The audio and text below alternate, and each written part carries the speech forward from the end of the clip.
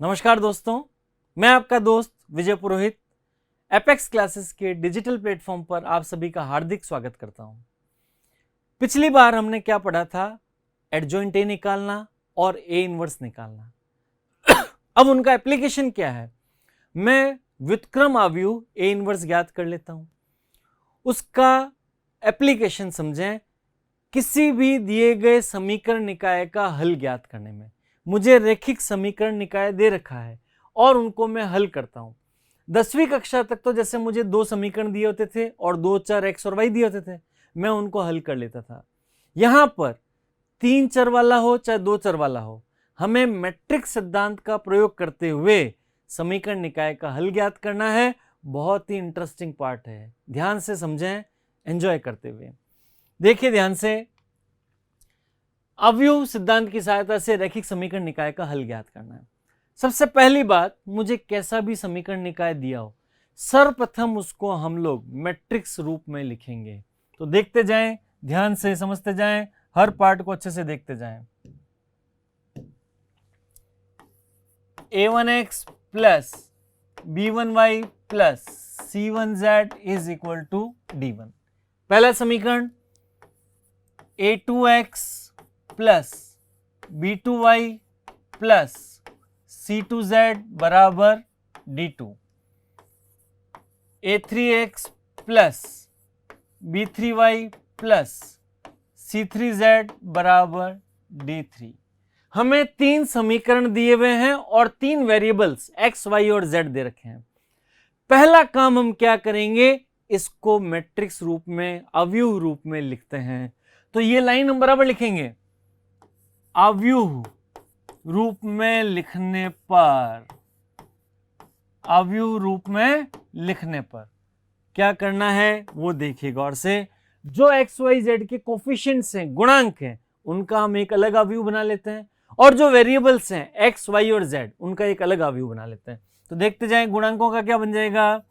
a1 b1 c1, a2 b2 c2, a3 b3 c3 और यहां पर क्या हो जाएगा?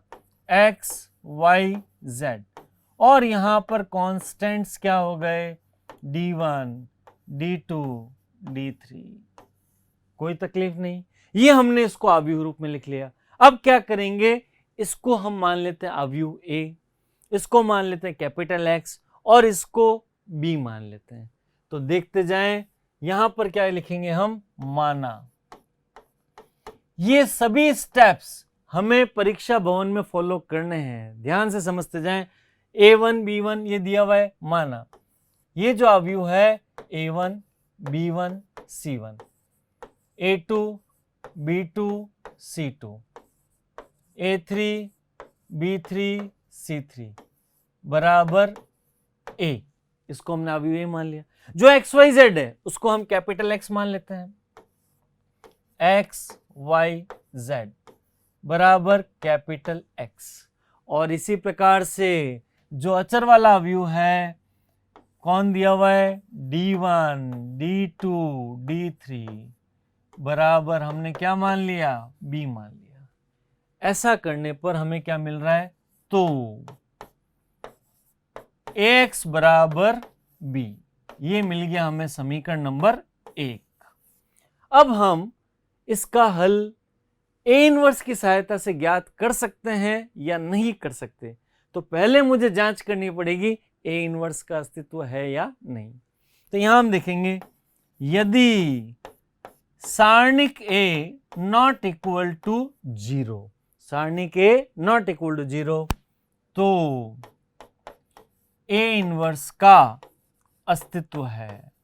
ये जांच हमें पहले करके रखनी पड़ेगी और उसके बाद हम काम आगे बढ़ा पाएंगे। तो ध्यान से देखें, अब a इनवर्स का अस्तित्व है तो मेरे पास में समीकरण है ax बराबर b, समीकरण नंबर 1। दोनों तरफ a इनवर्स से गुणा कर देते हैं। ऐसा काम हम लोग कर चुके हैं, दोनों तरफ a इनवर्स से गुणा। तो दोनों तरफ a इनवर्स से गुणा किया हमने, तो हमें क्या मिला? a इनवर्स इंटू ax बराबर ए इनवर्स बी। अब हम जानते हैं ए इनवर्स इंटू ए क्या होता है, आई होता है, तो ये हो जाएगा आई एक्स बराबर ए इनवर्स बी, तो एक्स बराबर ए इनवर्स बी। ये हमारे पास में आ गया समीकरण नंबर 2। अब तो बड़ा आसान काम है, हमें कुछ भी नहीं करना, ए इनवर्स ज्ञात करना है। ए इनवर्स कैसे ज्ञात करते हैं, एडजॉइंट ए बटा सारणिक ए से, और बी हमारे पास है, दोनों का गुणा कर देंगे, एक्स वाई जेड मिल जाएंगे हमें। ऐसा एक क्वेश्चन कर लेंगे तो हमें अच्छे से पॉइंट क्लियर हो जाएगा। अब यहाँ पे लिख देता हूं, जहां ए इनवर्स बराबर एडजॉइंट ए अपॉन सारणिक ए, ए इनवर्स बराबर एडजॉइंट ए बटा सारणिक ए। अब ऐसा क्वेश्चन कर लेते हैं, आप अच्छे से चीज को समझ पाएंगे। अवयव सिद्धांत की सहायता से निम्न समीकरण निकाय का हल ज्ञात कीजिए। हमें ये समीकरण निकाय दिया हुआ है, पहला स्टेप क्या करना है, मैट्रिक्स रूप में या अवयव रूप में दिए गए समीकरण निकाय को लिखना है। तो हम लिख देते हैं, अवयव रूप में लिखने पर, अवयव रूप में लिखने पर देखते जाएं तो क्या हो जाएगा, इनके गुणांकों का मैट्रिक्स बनाना है 1 1 -1, 3 1 -2, 1 -1 -1। Clear, 1 1 -1, 3 1 -2 and 1 -1 -1। फिर एक्स वाई जेड, ये x ये y ये z इज इक्वल टू, और ये नया मैट्रिक्स क्या बन जाएगा, 1 3 -1। यहां तक कोई एतराज किसी को? अब देखें, इसको हम क्या मान लेंगे, a मान लेंगे, इसको x मान लेंगे और इसको b मान लेंगे। जो स्टेप मैंने थ्योरी में बताए हैं वो एज इट इज हम लोग फॉलो करते जाएंगे। माना पहला वाला जो मैट्रिक्स है ये क्या दिया हुआ है, 1 1 -1, 3 1 -2, 1 -1 -1 बराबर a मान लिया। तो हमने मान लिया a। अब हमें क्या करना है, एक्स वाई जेड वाले को मान लेते हैं कैपिटल एक्स, तो यहां लिख देते हैं हम लोग एक्स वाई जेड बराबर कैपिटल एक्स, और तीसरा जो कॉन्स्टेंट्स वाला है उसको कैपिटल बी मान लेते हैं, 1 3 -1 बराबर बी। ऐसा करने पर हमें समीकरण मिला ax बराबर b। इसे हम कह देंगे समीकरण नंबर 1। ये हमारा पहला स्टेप खत्म हुआ। अब हमें क्या करना है, जांच करनी है कि a इनवर्स का अस्तित्व है या नहीं। उसके लिए हमें क्या ज्ञात करना पड़ेगा, सारणिक a का मान ज्ञात करना पड़ेगा। सारणिक a, ये वाला जो है गुणांकों का मैट्रिक्स है, इसका हम सारणिक ज्ञात कर लेते हैं। तो हम क्या करेंगे, देखते जाएं।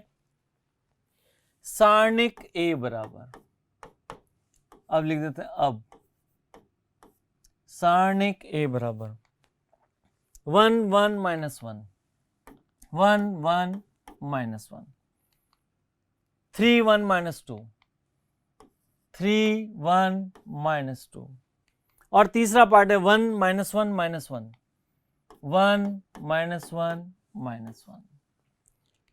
ये बराबर क्लियर है। अब हम इस सारणिक को हल कर लेते हैं। तो सारणिक a बराबर 1 इंटू, ये प्रैक्टिस आपकी बहुत अच्छी होनी चाहिए। यहां पे 1 लिखा, अब इसको छुपाया, इसको छुपाया, तो क्या मिलेगा, -1 -2 -1। इसके संगत पंक्ति स्तंभ को छुपाया, -3 + 2 -1। इसके संगत पंक्ति स्तंभ को छुपाया तो -3 -1।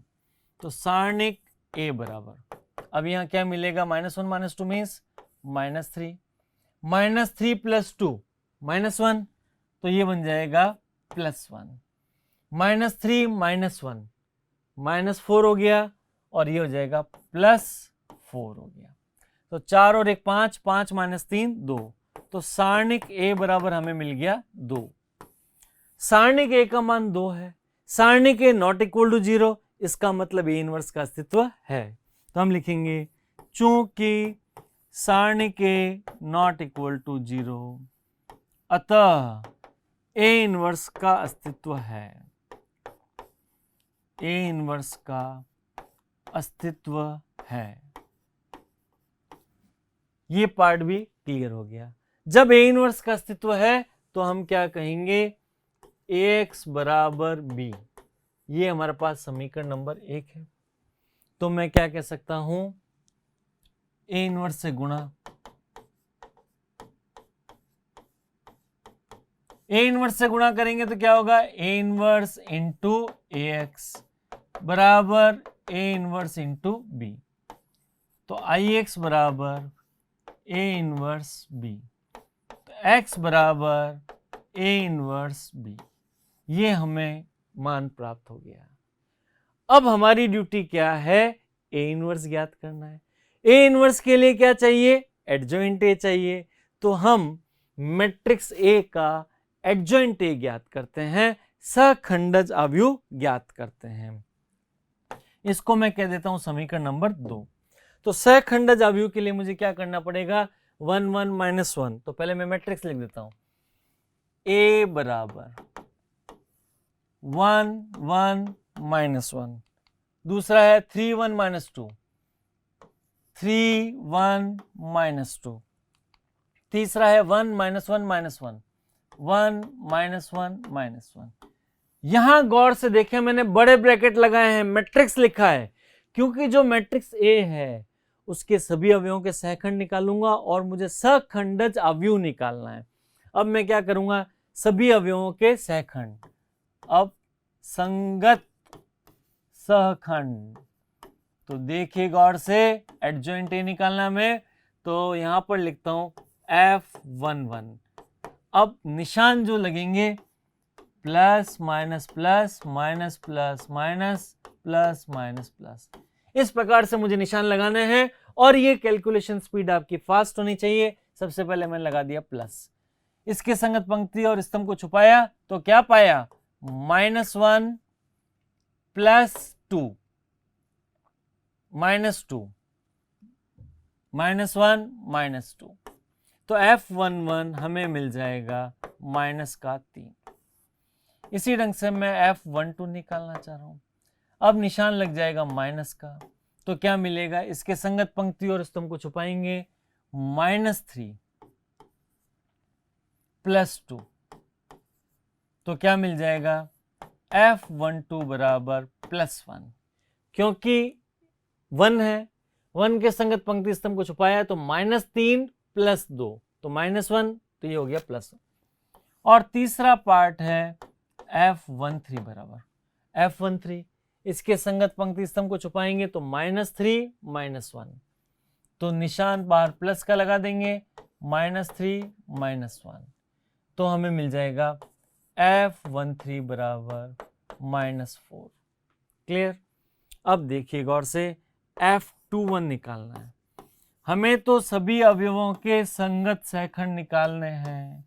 अब हम निकालना चाहते हैं F21। F21 निशान क्या लगाना है, माइनस, इसके संगत पंक्ति स्तंभ को छुपाएंगे तो क्या मिल जाएगा, 1 × -1, तो क्या हुआ, -1 और -1, तो F21 बराबर प्लस का 2 आ गया। साथ साथ आप लोग भी कैलकुलेट करते जाएं और इनके रिजल्ट्स भी कमेंट बॉक्स में लिखते जाएं। अब मैं F22 ज्ञात कर रहा हूं, देखें फटाफट, F22। अब F22 क्या मिलेगा, ये 1 है, 1 के संगत मुझे पंक्ति और स्तंभ को छुपाना है और निशान तो बाहर मैंने पहले प्लस का लगा दिया, इनको छुपाया तो 1 × -1 क्या हुआ, -1, और ये हो जाएगा +1। तो F22 हमें क्या प्राप्त होने वाला है, 0। अब हमें क्या चाहिए, देखिए गौर से, इसके संगत पंक्ति स्तंभ को छुपाया, -1 +1। अब -2 के संगत मीन्स F23 निकाल रहे हैं हम, निशान रहेगा माइनस का, इसके संगत पंक्ति स्तंभ को छुपाया तो -1 -1 -1, तो F23 बराबर ये हो जाएगा प्लस का 2 हो जाएगा। क्लियर। अब हमें तीसरी पंक्ति है, ये जो तीसरी पंक्ति के संगत अवयवों के सहखंड ज्ञात करने हैं। तो इसी पार्ट को फिर हमें अगले पन्ने पे लिखना पड़ेगा।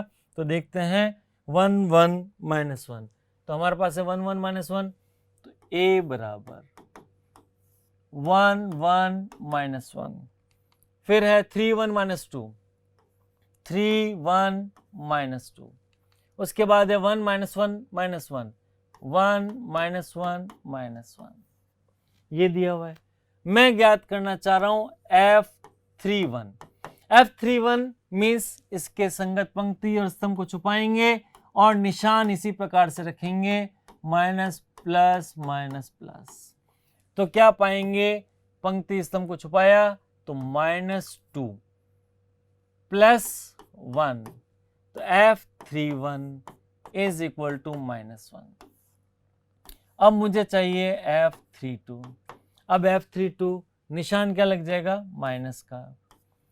अब इसके संगत पंक्ति स्तंभ को छुपाया तो -2 + 3, तो F32 इज इक्वल टू 3 - 2 1, तो -1 आ गया। अब यहां पर छोटी सी भी माइनस प्लस की गलती हुई, सारा कबाड़ा हो जाएगा। ध्यान से देखें, ये -1, अब यहां पे मैं लिख देता हूं F33। इसके संगत पंक्ति स्तंभ को छुपाया तो क्या मिलेगा, बाहर लगा देंगे प्लस, तो ये हो जाएगा 1 - 3, तो F33 बराबर क्या मिल रहा है, -2। अब हमें क्या करना है, हर अवयव की जगह उसका संगत सहखंड रख देना है। तो मैं लिखता हूं सहखंडज अवयव एडजॉइंट ए बराबर। अब देखिए मैं सभी पे बॉक्स बना देता हूं ताकि हमें आइडेंटिफाई करने में आसानी रहे। अब यहां पर जो पहली पंक्ति है उनके अवयवों के संगत सहखंड लिखता हूं, वो क्या दिए हुए, -3 1 -4, -3 1 -4।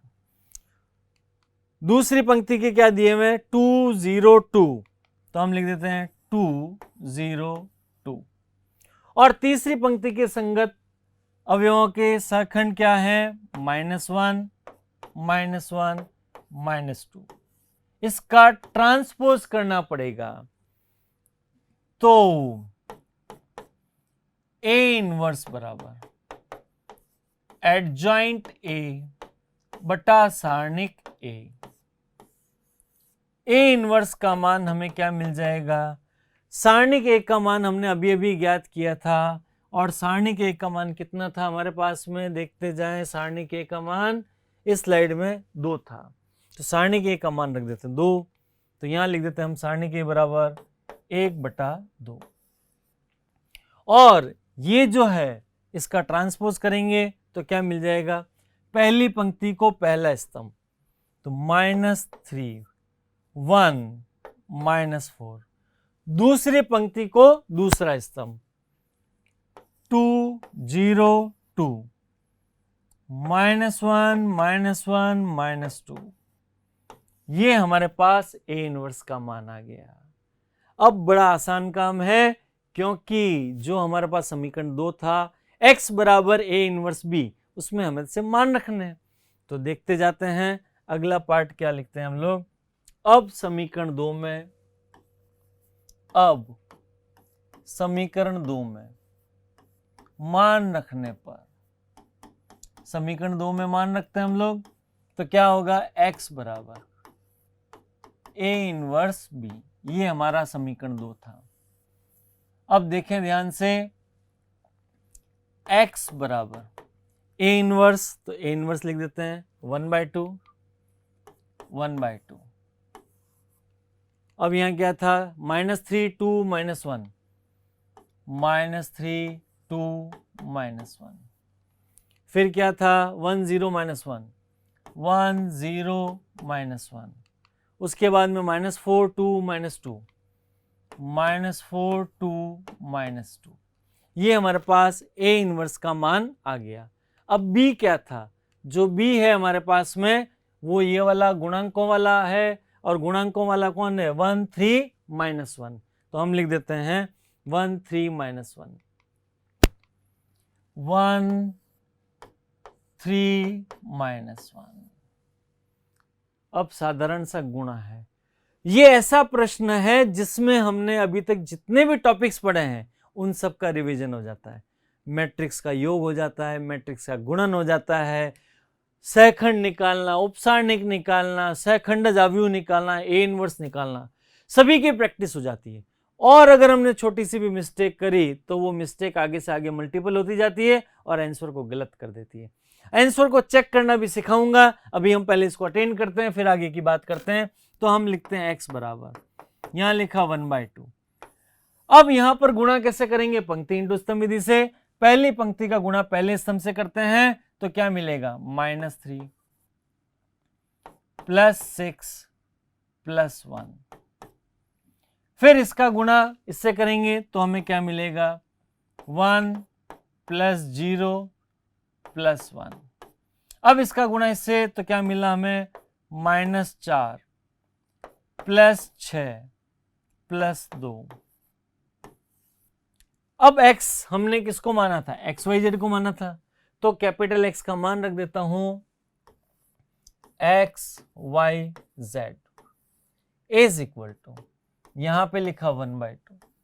अब यहां पे क्या हो गया? 6 और 1 7, 7 में से 3 गए 4, तो यहां मैंने लिख दिया 4। फिर यहां पर 1 + 1 2 आ जाएगा, यहां हम लिख देते हैं 2। 6 और 2 8, 8 में से 4 गए 4, तो यहां हमने लिख दिया 4। अब ये आ जाएगा XYZ इज इक्वल टू 1/2 है, तो 1/2 से अंदर गुणा हो जाएगा, तो हमें क्या मिल जाएगा? 2 1 2। तुलना कर लेंगे, x बराबर क्या मिला? 2, y बराबर मिला 1, z बराबर मिला 2। ये हमारा उत्तर प्राप्त हो गया। लेकिन एग्जामिनेशन हॉल में दिमाग में हलचल चलती रहती है, कितनी मेहनत करके मैं उत्तर तो ले आया हूं, कहीं कोई मिस्टेक तो नहीं हुई। ये कैसे जांच करें? हमें ओरिजिनल जो समीकरण निकाय दिया हुआ है उसमें x का मान 2, y का मान 1 और z का मान 2 रख दीजिए, 2 1 2 रख दीजिए। अगर ये मान तीनों समीकरणों को संतुष्ट करते हैं तो हमारा जवाब सही है, अन्यथा कहीं ना कहीं कोई मिस्टेक हुई है। तो हम जांच कर लेते हैं, ध्यान से देखें जांच। अब जांच के लिए क्या करते हैं? x बराबर 2, y बराबर 1, z बराबर 2, इनको हम ओरिजिनल समीकरण में रखते हैं। ओरिजिनल सवाल ये रहा, x की जगह क्या रखना है? 2 + 1 -2, तो 2 से 2 चला गया, 1 बराबर 1 संतुष्ट कर रहा है। x की जगह 2 रखा, 3 दूनी 6 और 1 7 -4 बराबर 3 संतुष्ट कर रहा है। x की जगह 2, y की जगह 1, z की जगह 2, तो 2 -1 -2, 2 से 2 गया -1। हमारा जो रिजल्ट आ रहा है वो दी गई तीनों समीकरणों को संतुष्ट कर रहा है। इसका मतलब जो हमारा रिजल्ट मिला था यहां पर x बराबर 2, y बराबर 1, z बराबर 2 बिल्कुल सत्य जवाब है, बिल्कुल परफेक्ट रिजल्ट है। बिंदास होकर आप ये उत्तर लिख के आ सकते हैं। मेरे ख्याल से बात समझ में आ गई होगी। एक बार मैं आपको पुनः स्टेप बता देता हूं। ये हमें प्रश्न दिया हुआ था, सबसे पहले हमने अवयव रूप में लिख दिया इसको। अवयव रूप में लिखने के बाद इसको a मान लिया, इसको कैपिटल X, इसको b मान लिया, तो ax बराबर b हमें प्राप्त हो गया।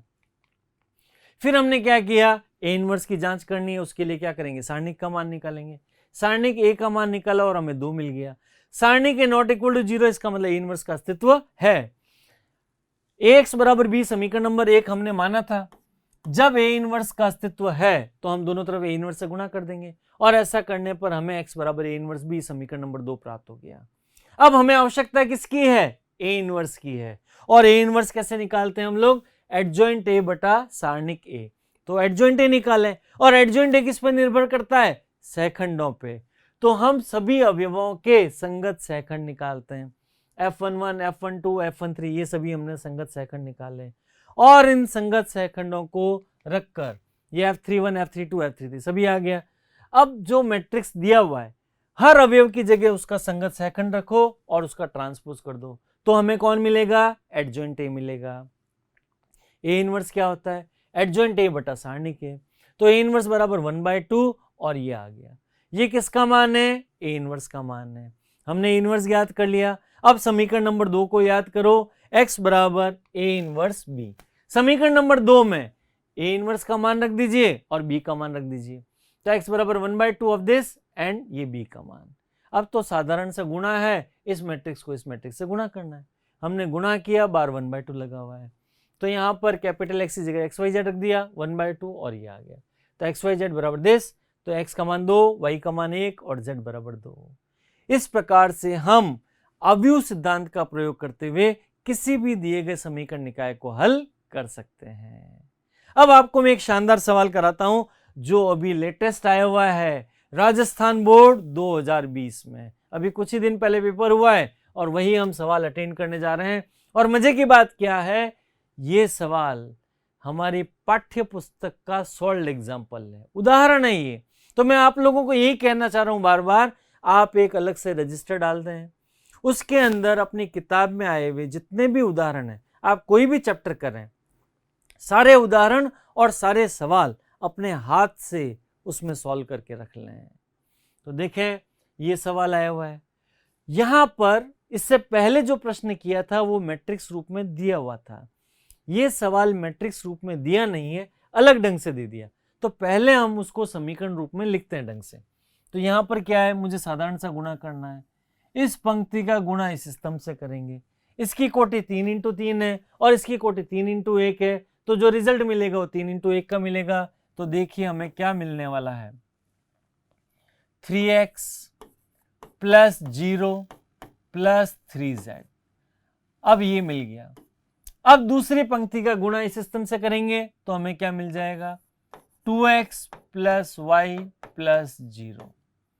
अब तीसरी पंक्ति का गुणा इस स्तंभ से करेंगे तो क्या हो जाएगा, 4x प्लस 0 प्लस 2z। ये हमें मैट्रिक्स मिल गया इज इक्वल टू, यहां पर दो अवयवों का योग है तो योग कर लेते हैं, 8 प्लस 2y। लिखने में सावधानी रखें, थोड़ी सी भी गलती होगी तो गड़बड़ी हो सकती है, 4 प्लस 3y। अब हम क्या करते हैं, ये दोनों समान अवयव हैं, दोनों तरफ तुलना कर लेते हैं।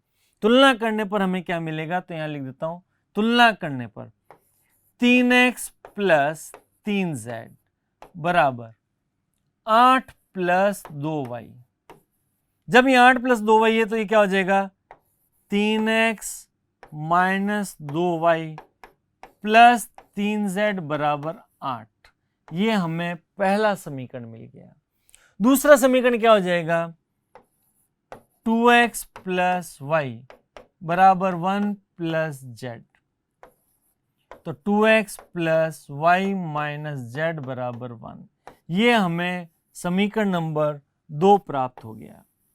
इसी प्रकार से तीसरा वाला पार्ट क्या हो जाएगा, 4x प्लस 2z है तो मैं क्या लिख दूंगा, 4x plus 2z is equal to 4 plus 3y,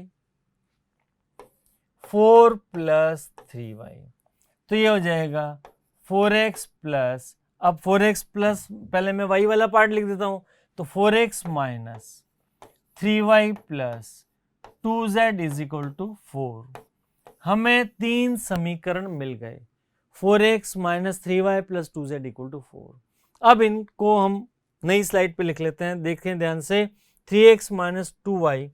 तो पहला पार्ट हम क्या लिखेंगे, 3x minus 2y plus 3z equal to 8। 3x minus 2y plus 3z equal to 8। पहली समीकरण हो गई। दूसरी हो जाएगी 2x plus Y minus Z बराबर 1। 2x plus Y minus Z बराबर 1। तो 2x plus Y minus Z बराबर 1। और इसी प्रकार से तीसरा है 4x minus 3y plus 2z बराबर 4। 4x minus 3y plus 2z बराबर 4 प्लस 2z बराबर 4। अब इसमें वही काम करना है जो हमने अभी थोड़ी देर पहले किया था। इस रूप में सवाल कन्वर्ट हो गया। अब हमें क्या करना है, सबसे पहले इसे मैट्रिक्स रूप में लिखना है और मैट्रिक्स रूप में लिखकर पहले सारणी के की जांच करनी है। और सारणी के का अस्तित्व है तो x बराबर a इनवर्स भी बन जाएगा। फिर ए इनवर्स निकाल के बी से गुणा कर लेंगे और इसका उत्तर प्राप्त कर लेंगे। इस प्रश्न को आप लोग ट्राई करेंगे और जो रिजल्ट आएगा उस रिजल्ट को वापस ओरिजिनल समीकरणों में, ये जो 3 समीकरण है इनमें संतुष्ट कराकर देखेंगे। अगर संतुष्ट करता है तो हमारा जवाब बिल्कुल सही है। मेरे ख्याल से आप बात को अच्छे से समझ गए होंगे। अब आपकी ड्यूटी क्या है, इस तरह के अलग अलग सवालों का अभ्यास करें और उन्हें अच्छे से समझने का प्रयास करें। Thank you very much. Subscribe करें हमारा apex classes edutech YouTube channel, साथ ही बेल आइकन को क्लिक करना बिल्कुल ना भूलें ताकि आगे आने वाले सभी यूट्यूब वीडियोस की अपडेटेड नोटिफिकेशंस सबसे पहले आपको मिले। Apex classes edutech, subscribe now.